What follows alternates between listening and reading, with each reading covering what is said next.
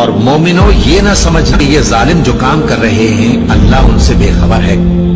وہ ان کو اس دن تک مہلت دے رہا ہے جبکہ دہشت کے سبب آنکھیں پھٹی کی پھٹی رہ جائیں گی اور لوگ سر اٹھائے ہوئے میدان قیامت کی طرف دوڑ رہے ہوں گے. ان کی نگاہیں خود اپنی طرف لوٹ نہ سکیں گے اور ان کے دل مارے خوف کے ہوا ہو رہے ہوں گے. اور لوگوں کو اس دن سے آگاہ کر دو جب ان پر عذاب آ جائے گا.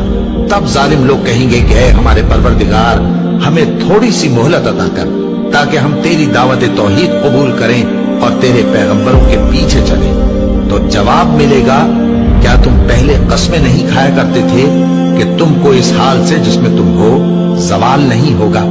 جس دن یہ زمین دوسری یہ زمین بنا دی جائے گی اور آسمان بھی بدل دیے جائیں گے اور سب لوگ اللہ کے سامنے نکل کھڑے ہوں گے جو یکتا ہے بڑا زبردست ہے. اور اس دن تم گناہگاروں کو دیکھو گے کہ زنجیروں میں جکڑے ہوئے ہیں. ان کے کرتے تارکول کے ہوں گے اور ان کے چہروں کو آگ لپٹ رہی ہوگی کہ اس لیے کہ اللہ ہر شخص کو اس کے اعمال کا بدلہ دے. بے شک اللہ جلد حساب لینے والا ہے.